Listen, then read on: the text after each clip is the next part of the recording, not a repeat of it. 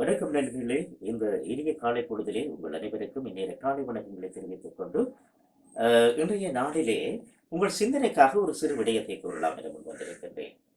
அதாவது, ஒவ்வொருவரும் ஒரு தோல்வியினை அடைகின்ற பொழுது அவர்கள் மற்றவர்களை அதிகமாக குறை கூறிக் கொண்டிருப்பார்கள்.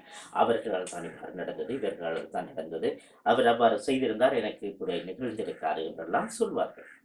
ஆனால் மற்றவர்களையே நாம் குறை கூறிக் கொண்டிருந்தால் எம் குறைகளை நாம் கண்டுகொள்வதில்லை. எம் குறைகள் என்னவென்று தெரியாமல் மற்றவர்களை குறை கூறிக் கொண்டிருக்கின்றோம். அவ்வாறு நாங்கள் இருந்தால் நிச்சயமாக வெற்றி என்பது நமக்கு ஒரு எட்டாக்கனியாகிவிடும். இது இன்றைய நாளுடைய உங்களுக்காக ஒரு சிறிய ஒரு சிந்தனைக்காக நான் இன்றைய நான் கூறுகிறேன். உங்களிடமிருந்து விடைபெற்றுக் கொள்கிறேன்.